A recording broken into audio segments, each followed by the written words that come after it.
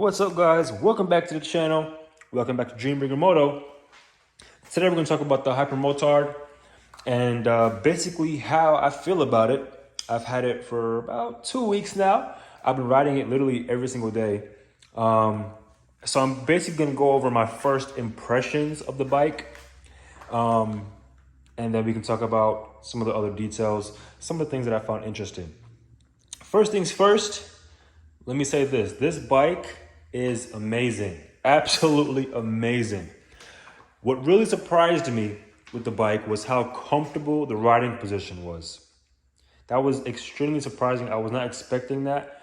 I don't know why I thought the bike would feel like hard or like hard to ride, but it's super easy to ride. It's very comfortable. And then the torque on this bike is crazy. You can really wheelie. First of all, I'm not a person that wheelies. Like, I don't even know how to wheelie. But on this bike, when you ride, it gives you the confidence to want to wheelie.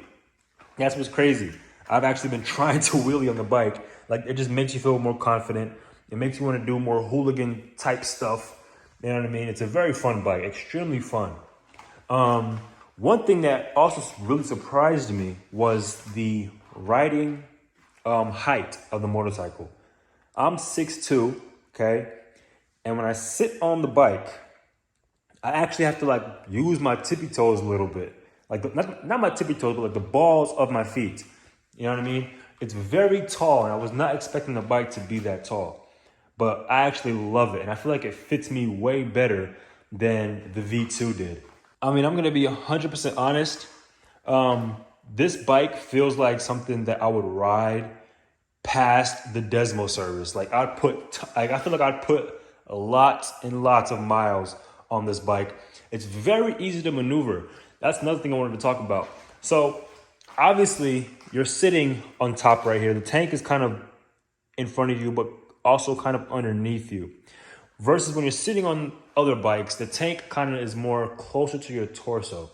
So because of that, you kind of feel like you're sitting on top of the bike, right? So that gives you more flickability, and it makes you it makes it easier to maneuver the bike around, especially at slower speeds. This bike is a weapon through traffic, through the city. Like, it's literally a weapon. They should have called this bike the Street Fighter, to be honest, because honestly, when you're going through a city or going through traffic or lane splitting or whatever, it just literally goes through so easily. It's like a bicycle. It's a bicycle on steroids.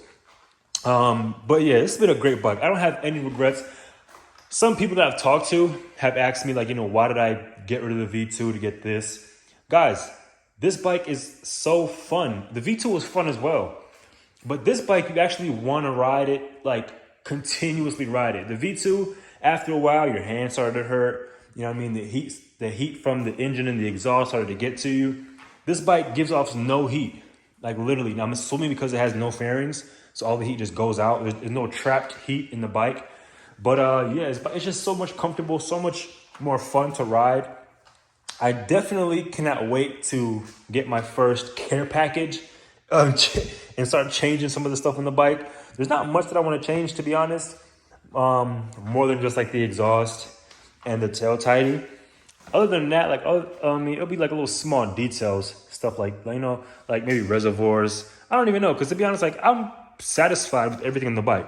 I also love these grips. So I don't know if you guys can see here, but these grips here are different from the stock grips that were on my previous bike. I didn't get these on the Street Fighter. I did not get these in the V2. The Monster did not come with these either. Those all had to be changed to grips that have, actual grip to them and like ridges. These come with that stock. This bike came with that stock. So, I mean, I know it's the SP. So with the SP, you get all like the little extra stuff, you know what I mean, that you pay for basically. But yeah, man, this bike is great. The first thing I do want to do is change the tail tidy. I'm going to show you guys a little trick that I watched on YouTube and how to make it very, very sleek. And then, of course, the exhaust. I'm hoping to do all of this before winter hits, because I really want to get out and ride the bike before the winter season. I only got about 2 months left before it's really winter time. and I'll have to plug the bike up. The bike already came with a battery tender. So yeah, man, I'm super excited for this bike.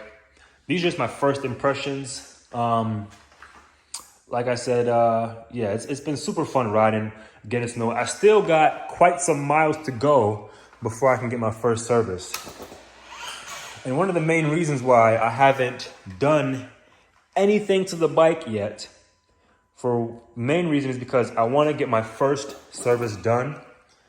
See, I have 268 miles on the bike, and I think the first service light comes on at 6:50 or 6:30, something like that.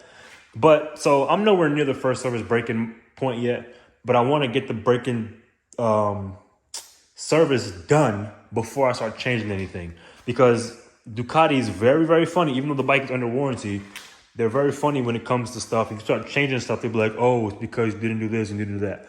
Speaking of warranty, this bike is the first bike where I got the warranty where all of my services are covered.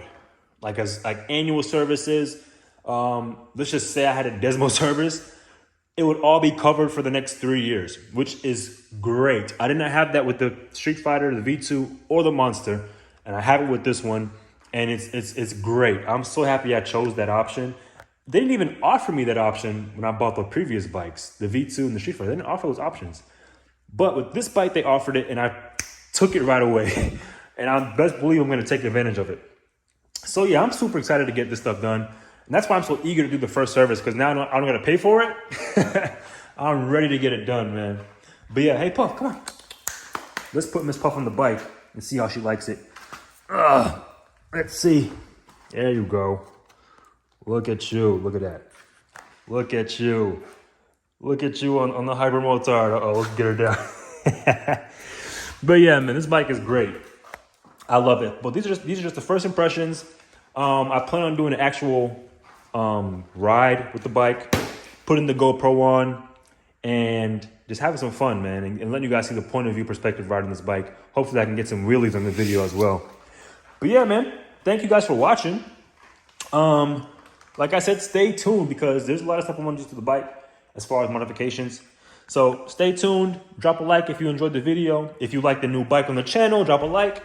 Drop a comment if you have any questions, comments, or concerns, and I will catch you guys on the next one. Peace.